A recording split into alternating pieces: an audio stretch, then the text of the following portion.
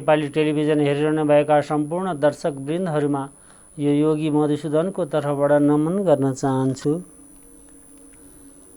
हामीले अन्तरङ्ग जगत र बहिरङ्ग जगत र त्यसभित्रका विभिन्न प्रकारका ती मनोवृत्तिहरू वृत्तिहरू र त्यसका ती योग साधनाका पाटोहरूमाथि हामीले चर्चा गर्दै आइरहेका थियौँ र आज श्रीकृष्ण जन्म अष्टमी पर्व परेको हुनाले गर्दाखेरि योगेश्वर श्रीकृष्ण भगवानलाई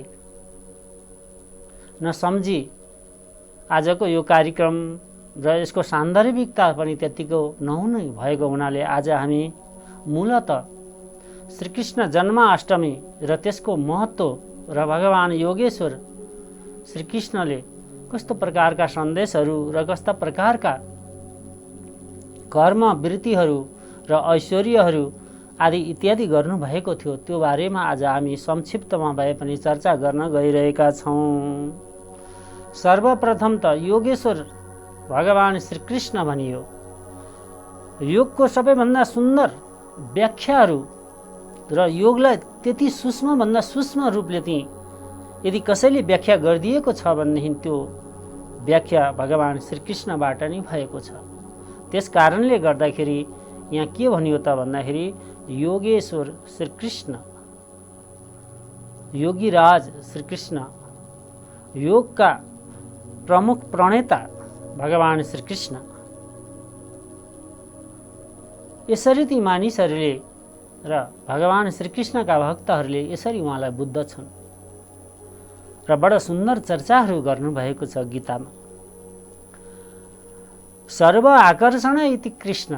यहाँ त सर्वप्रथम हामीले ध्यान दिउँ कृष्ण त्यो के हो त भन्दाखेरि त्यो आकर्षण। संसारमा जति पनि चिजहरू छन् जो आकर्षित गर्छ कसलाई भन्दाखेरि चित्तलाई, मनलाई। अर्थात् त्यो मन कतातिर आकर्षित छ त भन्दाखेरि त्यो जीवात्मातिर आकर्षित छ। यसरी हामी यसलाई बुझौँ। यस्तो प्रकारको गरिमामय असाध्यै सूक्ष्म रूपले गहन भन्दा नि गहन त्यो स्वरूप वाङ्मय छ भगवान श्रीकृष्ण।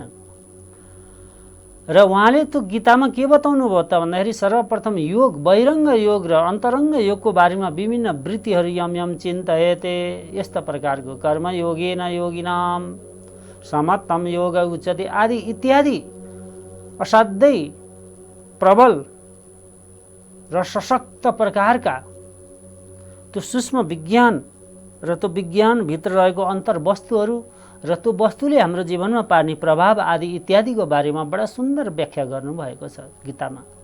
त्यो पनि कस्तो अवस्थामा त भन्दाखेरि त्यो महाभारतको युद्ध अवस्थामा, जो कि असाध्यै विषम परिस्थिति, त्यस्तै प्रकारले हजुर हाम्रो जीवनमा पनि सदैव त्यो युद्ध नै युद्ध छ, अर्थात् सङ्घर्ष नै सङ्घर्ष छ। त्यो युद्धको मैदानबाट के सन्देश दिन चाहनुहुन्छ त भन्दाखेरि जीवन एउटा ती सङ्घर्ष नै हो, कर्मयोग। तीबाट मानिसहरूले त्यही अवस्थामा, जस्तो अवस्था छ त्यस्तै अवस्थामा त्यो ज्ञान बोध गर्नुपर्छ। अर्थात् सङ्घर्षबाट नै ज्ञानको बोध हुन्छ, कर्मद्वारा नै ज्ञानको बोध हुन्छ, अर्थात् साधनाद्वारा नै त्यो ज्ञानको बोध हुन्छ। बडा सुन्दर भाव र सुन्दर तपाईको मानव र जीवहरूलाई बडा उपयुक्त अकाट्य त्यो सन्देशहरू प्रवाह गर्नुभयो, जो कि नितान्त हाम्रो त्यो सुख शान्ति त्यो आनन्दको लागि थियो। र त्यसै गरी अर्को ग्रन्थ छ श्रीमद्भागवत महापुराण। त्यहाँ व्यासजी महाराजले के भन्नुहुन्छ त भन्दाखेरि परम ब्रह्म परमात्मा श्री कृष्ण नै एक हो र जसको भक्ति गर्नाले भक्ति योग हुन्छ र त्यो योगद्वारा परब्रह्म परमात्मालाई प्राप्ति गर्न सकिन्छ भनेर सुरुमै के भन्नु भने सजितानन्द रूपाय विश्वपत्यादि हेतवे तापत्रय विनाशाय श्रीकृष्णाय वयं नमः। तापत्रय त्रैगुण्यम, हामीलाई त्यस्तो भौतिक आध्यात्मिक आदि दैविक यी 3 प्रकारका तापहरू र यसभित्र रहेका सम्पूर्ण परिस्थितिहरू, वस्तुहरू, परिणामहरू र अवस्थाहरूले चाहिँ हामीलाई चाहिँ प्रताडित गरिरहेको छ। त्यसबाट पनि के छ त भन्दाखेरि त्यो योग समभाव राख्नलाई उहाँले प्रेरणा दिनुभयो। यस्तो अवस्था आइरहन्छ, यो होइन कि त्यो बनी बनाऊ शान्ति, त्यो बनी बनाऊ सरलता, त्यो बनी बनाऊ त्यो सहजता, त्यो बनी बनाऊ त्यो आनन्द, त्यस्तो हुँदैन। त्यो के गर्नुपर्छ त भन्दाखेरि त्यसको साधना गर्नुपर्छ र त्यसमाथि उहाँले जोड दिनुभयो। र अभ्यास र वैराग्यद्वारा नै वृत्तिको निरोध गर्न सकिन्छ। हेर्नुहोस् है, त्यो अनेक प्रकारका वृत्ति यहाँहरूलाई हामीले ती चर्चा परिचर्चा गर्दै आइरहेका थियौँ।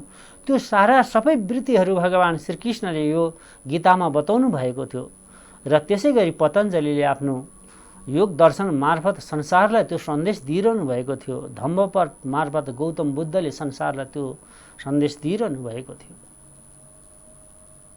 त्यही अन्तर्गत हेर्नुहोस् त कस्तो प्रकारको संयोग हो यो।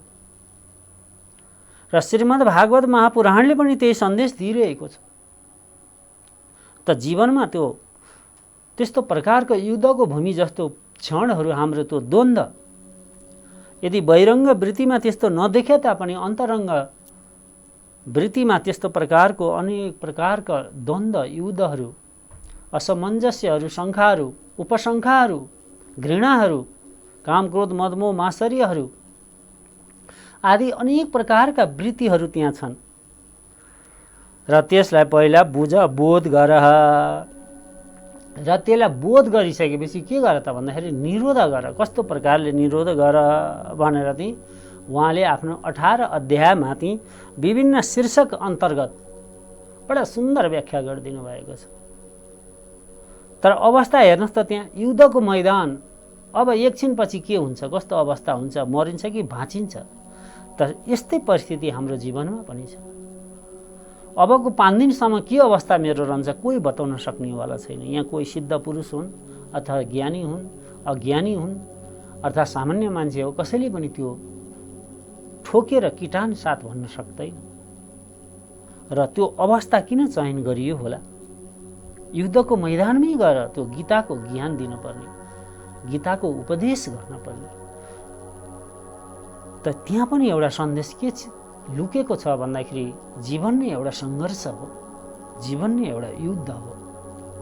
त्यो युद्धको मैदानमा त्यो समभाव चित्तवृत्ति, समत्तम योग उच्यते, त्यो समभाव शान्त सरल सहज भएर त्यो आनन्द प्राप्ति गर्दै जीवनमा सबै कुराको भोग गर। जीवन त्यो अस्थायी छ र क्षणभङ्गुर छ, कुनै लामो जीवन छैन। र त्यो लामो जीवन नभएको कारणले गर्दा जतिन्जेल बाँच्छौ त्यतिखेर र त्यतिन्जेलसम्म खुब रमाएर बाँच्न सिक, खुब पुरुषार्थ गर, खुब आफूभित्र रहेको त्यो चित्तवृत्तिहरूलाई ती निहाल, आफूले आफूलाई बोध गर, आफूले आफूलाई बुझ र आफूले आफूलाई जान, आफूले आफूलाई विजय प्राप्त गर, आफूले आफूलाई नियन्त्रित गर र असाध्यै सरल सहजता र आनन्दपूर्वक जीवनलाई व्यतीत गर। र यस्तो प्रकारको त्यो सन्देश चाहिँ युद्धको मैदानमा गएर दिनुहुन्छ। र त्यहाँ नै उहाँको त्यो अत्यन्तै परम सौन्दर्य र विश्वका मानवहरूलाई त्यो ठुलो उपदेश प्रदान गरेर त्यो परमात्मा अथवा परब्रह्म परमात्मा अथवा ईश्वर जे भनौँ भगवान जे भनौँ त्यसको चाहिँ सार्थकता प्रमाणित गरिदिनु भएको छ। त्यस कारणले गर्दाखेरि आज वैदिक सनातनी धर्मावलम्बीहरू कुनै न कुनै प्रकारले यो श्रीकृष्ण जन्म अष्टमी पर्वलाई आफ्नो हिसाबले आफ्नो सम्प्रदायका महापुरुषहरूले बताएका ती संस्कार पद्धति अनुसार मनाइरहेको छ। यो बडा हर्ष उल्लासमय क्षण छ। त यहाँ जीवनमा एउटा जिज्ञासा पैदा गरिदिनु भएको छ। जीवन के हो र कसरी हामीले जीवनलाई हेरिरहेका छौँ, कस्तो प्रकारका धारणाहरू बनाइरहेका छौँ र ती चिज ती कसरी बताउनुहुन्छ त भन्दाखेरि प्रथम अध्यायमा संशय र विषाद योग भनेर त्यहाँ संशयहरू, विषादहरू, विस्मतहरू आदि अनेक प्रकारका व्याख्या गरेर त्यसको निरूपण गरिदिनुहुन्छ। दोस्रोमा कर्म जिज्ञासा, कस्तो प्रकारका कर्महरू र कुन कर्मलाई कसरी गर्नुपर्छ र कर्मको ध्येय के हो। हिजो यहाँहरूलाई मैले बिन्ती गरे जस्तै कर्मको ध्येय पनि अनन्तगत्व आनन्द प्राप्ति नै थियो। त्यसरी त्यही बताइदिनुहुन्छ। संक्षिप्तमा म बताइरहेछु। 18वटा अध्यायको सबै म यहाँ बताएर सकिँदैन र समयको पाबन्दी अनुसार मैले बोल्न पर्ने भएको हुनाले गर्दाखेरि संक्षिप्तमा मैले यसको चर्चा गर्न गइरहेको छु। त्यसै गरेर तेस्रो अध्यायमा के भन्नुहुन्छ त भन्दाखेरि शत्रु विनाश प्रेरणा योग।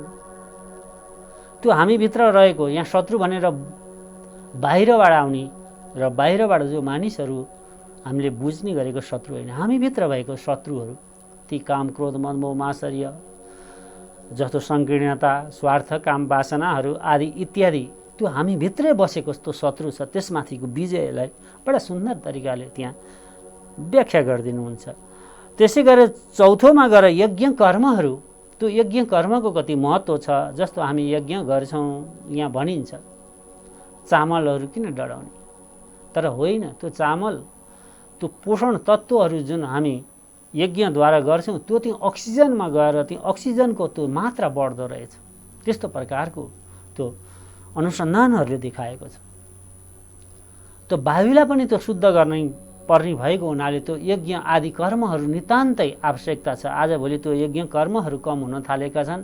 त्यस कारणले गर्दा त्यो वायुमा शक्ति क्षय भएको कारणले विभिन्न सङ्क्रमण रोगहरू त्यसमा प्रवेश गरी अनेक प्रकारका जस्तो कोभिडहरू आज इत्यादि जुन हामीले सुन्न पाइरहेका छौँ, त्यस्ता प्रकारका भाइरसहरूले संसारलाई आक्रान्त र अशान्त र आर्थिक अवस्था जर्जर बनाइदिएको छ। त्यो हुनुको पछाडि के हो त भन्दाखेरि उहाँ भगवान् श्रीकृष्णको वचनलाई हामीले मान्ने हो भने त्यो यज्ञ आदि कर्महरूद्वारा चाहिँ के छ त भन्दाखेरि प्रकृतिमा रहेका सबै वनस्पतिहरू, वायुहरू, जो पञ्चभौतिकहरूलाई त्यो शक्ति र ऊर्जा प्रदान गर्ने त्यो खालको एउटा पद्धति र त्यो एक प्रकारको विज्ञान, त्यो पनि सूक्ष्म विज्ञान जसले प्रकृतिलाई शक्ति प्रदत्त गर्छ वेदका ऋचाहरूद्वारा। त्यस्तो प्रकारले त्यहाँ अभिव्यक्तिहरू उहाँको पाइन्छ। त्यसै गरी त्यहाँ के छ त भन्दाखेरि यज्ञको भोक्ता महापुरुष को त भन्दाखेरि महेश्वर भगवान् शिव भोले बाबालाई नि त्यसै गरी उहाँले चाहिँ त्यो यथास्थान दिएर आफ्नो गीतामा वर्णन गर्नुभएको छ। र छैटौँमा गएर अभ्यास योग, योगको बारेमा अन्तरङ्ग बहिरङ्ग जो कि हामीले चर्चा गर्दै आइरहेको थियौँ, त्यो पनि उहाँले चाहिँ बडा सुन्दर तरिकाले विभिन्न प्रकारका योगहरू, आसनहरू, प्राणायामहरू र त्यसका ती जुन आयुर्वेदका औषधिहरूका पनि केही चर्चाहरू, चाहे त्यो श्रीमद् भागवत गीतामा होस् चाहे श्रीमद् भागवत महापुराणमा होस्, बडा सुन्दर त्यसको व्याख्या गरिदिनु भएको छ। अब सातौँमा गएर समग्र बोध भन्नुहुन्छ। त्यो जीवनमा त्यो जिज्ञासा राख र त्यो सत्य परम सत्यलाई तिमी बोध गर। त्यो सत्यबाट तिमी आफ्नो जीवनमा त्यो वृत्तिहरूलाई समा राखेर त्यो सत्यतिर अग्रसर हौ। असतोमा सद्गमय तमसोमा ज्योतिर्गमय मृत्योर्मा अमृतम गमय। वेदवाणीसँगै त्यो भावार्थको मूल मर्मका सहित त्यसमा समग्र बोधका कुराहरू ती उहाँले ती त्यो युद्ध मैदानमा अर्जुनलाई ती उपदेश दिनुभएको छ। त्यसै गरी आठौँमा गएर अक्षर ब्रह्मयोग भन्नुहुन्छ। जुन हामीले बोलेका शब्दहरू अक्षरहरू हो, यी पनि ब्रह्म हुन्। अथवा त्यसबाट ती त्यो परब्रह्म परमात्मा कसरी हामी प्राप्त गर्न सक्छौँ त्यो पनि शक्तिशाली छ है। शब्द ब्रह्महरू, अक्षर ब्रह्महरू आदि इत्यादिद्वारा परमात्मा प्राप्ति नै लक्ष्य ध्येय हो भनेर त्यसको बारेमा पनि सुन्दर वर्णन गरिदिनुहुन्छ। त्यसै गरेर नवौँमा राजविद्या जागृति अर्थात् राजविद्या अर्थात् योगको ती मूलभूत 4 सिद्धान्त मन्त्रयोग, हठयोग, राजयोग र लय योग, यो 4 प्रकारको छ। त्यहाँ राजयोगको बारेमा व्यापक चर्चा गर्नुहुन्छ र ती यम नियमको लाई हामीले पालना गर्दै हाम्रो जीवनमा त्यो आहार विहार विचार व्यवहार शुद्धि गरी हाम्रो जीवनलाई उत्कर्षमा पुर्याउन सक्छौँ, जीवनको त्यो परम ज्योति त्यो सत्यलाई प्राप्त गर्न सक्छौँ भनेर त्यहाँ बताइदिनुहुन्छ। त्यसै गरेर दशौँमा गएर विभूति वर्णन गर्नुहुन्छ, विभिन्न वैभवहरू, विभिन्न पुरुषार्थहरू आदि इत्यादिको बारेमा उहाँले वर्णन गर्नुहुन्छ। 11औँ गएर विश्व स्वरूप दर्शन गराउनुहुन्छ र त्यो विश्व स्वरूप विभिन्न यो प्रकृतिमा भएको त्यो मै नै हो, यो परब्रह्म परमात्माको सबै अंश हो, परब्रह्म परमात्माले नै त्यो सृष्टि रच्नु भएको हो। त्यो सारा एको हि बहु श्याम भने जस्तो उहाँले त्यो भावार्थ सहित संसारलाई त्यो बोध गराउन कोसिस गर्नुभएको छ। त्यो फरक होइन भन्नुभएको छ। त्यसै गरेर 12औँमा गएर भक्ति योग भन्नुहुन्छ, सर्वधर्मानि परित्याज्य मामेकं शरणं भज अहं दासरपाभिभ्यो मोक्षे स्वामी महासुचा भन्नुहुन्छ। सारा चित्तवृत्तिहरू र सारा कर्महरू म मेरो आदि इत्यादि छोडेर मेरो शरणमा आऊ, सर्वधर्मान परित्याज्य आऊ, मामेकं मै नै तिम्रो उद्धार गर्छु, मुक्ति गर्छु भनेर त्यसरी त्यो पूर्ण जिम्मेवारी पनि मेरै हो भनेर त्यहाँ एक प्रकारको त्यो सन्देश प्रवाह गर्नुभएको छ। त्यसै गरेर 13औँमा क्षेत्रज्ञ विभाग योग भन्ने विभिन्न क्षेत्रहरू छन्, त्यो क्षेत्रहरूमा विभिन्न प्रकारका युद्धहरू भए, जरासन्धसँग 18 पटक युद्ध भए र त्यो 18 पटकसँग युद्ध हुँदा नि कति युद्ध गरिरहने भनेर उहाँले द्वारिकातिर आफ्नो राजधानी सार्नुभयो, रातारात द्वारिकाको निर्माण गर्नुभयो। यस्तो प्रकारको असाध्यै विशाल वैभव कल्पनाभन्दा बाहिरका ती परिणामहरू र परिस्थितिहरू र निर्माणहरू गर्नुभयो, जुन स्वयंमा त्यो भगवान स्वयं साक्षात् पूर्ण परब्रह्म परमात्मा नै अवतरित हुनुहुन्थ्यो भन्ने यी चिजहरूबाट सहजै अनुमान लगाउन सकिन्छ, कुनै गाह्रो पर्दैन। त्यसै गरेर 14औँमा गएर गुणत्रय विभाग योग भन्नुभयो, त्रयम एकत्र संयम हामीले बिन्ती गर्दै आइरहेका छौँ। विभिन्न प्रकारको यो त्रय गुणहरू छ, सत्व रज तम यी आदि अनेक प्रकारका छन्। त्यसमाथि नै हाम्रो त्यो नियन्त्रण हुनुपर्छ, बसमा हुनुपर्छ, त्यसलाई बुझ्नुपर्छ र त्यो जीवनमा उनलाई कसरी समाउने हो त्यसलाई त्यसरी नै हामीले अपनाउनु पर्छ। त्यतातिर पनि बडा सुन्दर चर्चा गरिदिनु भएको छ। 15औँमा गएर पुरुषोत्तम योग, भगवान श्रीकृष्ण मैनु हुँ ब्रह्म र आदि इत्यादि त्यसको शक्ति र सामर्थ्य आदिको बारेमा त्यो चर्चा गरिदिनुहुन्छ। र 16औँमा गएर देवासुर सम्बद्ध विभाग योग, अनेक प्रकारका हामीसित त्यो ती नकारात्मक वृत्तिहरू छन् र त्यो देवासुर आदि इत्यादिको प्रसङ्ग ल्याएर हामी भित्रै भएका अनेक प्रकारका नकारात्मक वृत्तिहरूलाई त्याग्नुपर्छ भनेर त्यहाँ व्याख्या गर्नुहुन्छ। र 17औँमा गएर ओम तत्सत श्रद्धात्रय विभाग भन्नुहुन्छ, त्यो श्रद्धा हुनुपर्छ जीवनमा मानिसहरूको। हामीले यहाँ पनि त्यो आनन्दयुक्त दर्शन मार्फत श्रद्धा र भक्तिको बारेमा एक दिन चर्चा गरेका थियौँ। त्यो श्रद्धा र भक्ति नै मानिसको जीवनमा सबै चिजलाई प्राप्त गर्ने त्यो मूलभूत सत्ता र सिद्धान्त हो। त्यसको संक्षेपमा हामीले कुरा गर्दाखेरि यस्तो प्रकारको भावार्थहरू त्यहाँ हामी पाउँछौँ। र 18औँमा गएर सन्यास योग भनेपछि त्यो वैराग्यम प्रतिष्ठायाम तन्निरोध, त्यो वैराग्यलाई त्यागेर संसारबाट तिमी असाध्यै सुख र शान्ति, कुनै प्रकारको विस्मतहरू, कुनै प्रकारको त्यो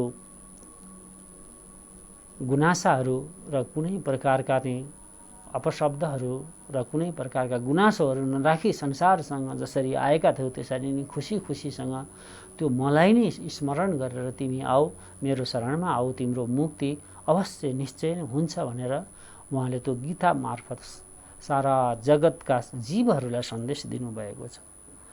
र त्यही गीता आज 3300 भाषामा अनुवादित छन् र पूर्वीय दर्शनका महान प्रणेताहरू महान गुरुहरू त गदगद छन् नि, पाश्चात्य जगतका पनि धेरैभन्दा धेरै महापुरुषहरू जसले गीताको अध्ययन गर्नुभयो गदगद हुनुभएको छ। चाहे त्यो आइन्स्टाइनको होस्, संवाद होस्, चाहे पिपासोको होस्, चाहे जुनसुकै होस्, शुक्ररातको होस्, जोसुकै पाश्चात्य ठुल्ठुला दार्शनिकहरूले पनि त्यो गीतालाई मुग्ध कण्ठले प्रशंसा गरेका छन्।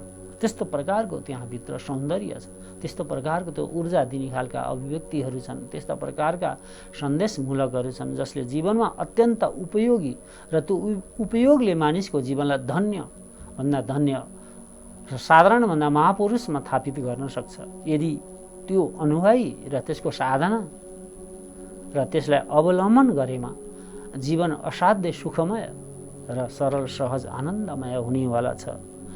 त हिजो त्यसै गरी हामीले ती सर्वम सत्ता आनन्द नै हो भनेर चर्चा गरेका थियौँ। आनन्दमय अभ्यासत, त्यो आनन्दलाई तिमी प्राप्त गर। आनन्द ब्रह्मेति व्याजनात् विज्ञाननन्द आनन्द ब्रह्म।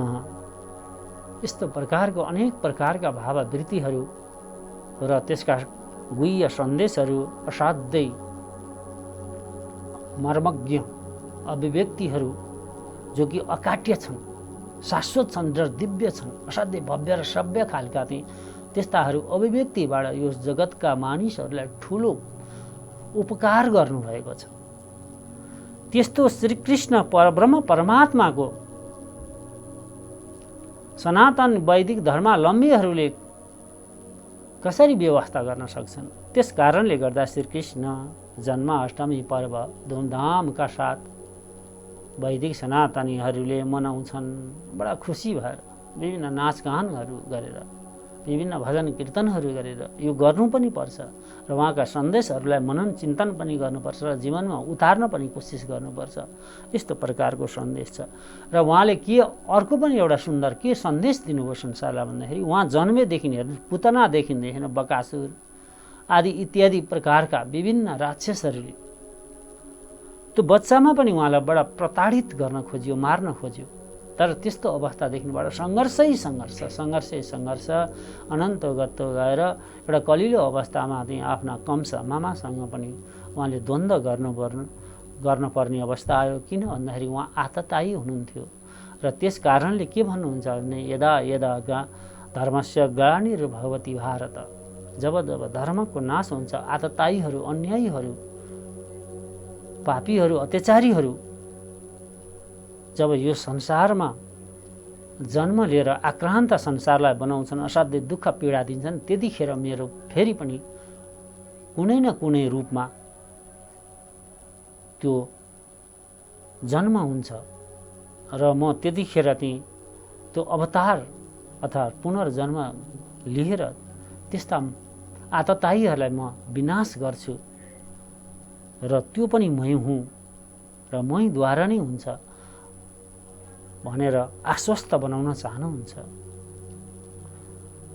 र अनेक प्रकारका त्यस्ता दैवासुर जस्तो राक्षसी प्रवृत्तिहरूलाई त्याग होइन भनेदेखि त्यसलाई फेरि जबरजस्ती त्याग्नुपर्छ भन्नुभयो र हतो हन्ती भन्ने जस्ता सन्देशहरू पनि दिनुभयो। जस्तो विभिन्न धर्म ग्रन्थहरूमा शान्तिका कुरा हुन्छ, हरेक हुन्छ, तर त्योभन्दा पनि माथि उठेर तिमीले के छ त भन्दा तिमीलाई कसैले मार्न आउँछ भनेदेखि तिमीले 3 पल्ट सौ, चौथो पल्ट तिम्रो निर्णय भन्नुभयो। त्यसै गरी शिशुपाललाई वध गर्ने बेला 100 चोटि जति गाली गर्छौ गर, 101 पौन बित्तिकै म दण्डित गर्छु भनेर दण्डित पनि गर्नुभयो। त्यस्तो प्रकारका अनेक प्रकारका ती उहाँले सन्देशहरू दिनुभएको छ र त्यस्तो पावन सन्देशहरूबाट हामी गदगद भएका छौँ। त्यो पूर्वीय वाङ्मयमा रहेको अद्भुत र अत्यन्तै सूक्ष्म विज्ञान युक्त र असाध्यै समय सान्दर्भिक त्यो गीता ग्रन्थ हामीले पाएका छौँ र जसले यो गीता ग्रन्थ पाएका छन् र जसले त्यो अध्ययन गर्छ, यो पाउनुमा नै ठुलो हाम्रो सौभाग्य थियो। यस्तो प्रकारको यसको सत्ता छ। त यतातिर हामी योगेश्वर श्रीकृष्ण भगवानलाई आउँ, बसेर एकछिन भए पनि स्मरण गरौँ, चिन्तन गरौँ, उहाँका अभिव्यक्तिहरूलाई श्रवण गरौँ र जीवनमा कसरी त्यसलाई ती धारणा गर्न सकिन्छ त्यतातिर लागौँ र त्यो नि र तीबाट नै हाम्रो जीवनको मुक्ति हुनेछ, उद्धार हुनेछ, कल्याण हुनेछ। यसमा कुनै संशय छैन, कुनै दुविधा छैन। यो पूर्ण सत्य, जति सत्य घाम छ त्यति नै सत्य छ भन्दै मेरा यी वाणीहरू यी विश्राम लिनेछौँ। हरि ओम तत्सत् तत्सत् तत्सत्। सर्वे भवन्तु सुखिनः, सर्वे सन्तु निरामयाः, सर्वे भद्राणि पश्यन्तु, मा कश्चित् दुःखभाग् भवेत्। असतो मा सद्गमयः, तमसो मा ज्योतिर्गमयः, मृत्योर्माम् अमृतं गमयः। ओम शान्ति शान्ति शान्तिः।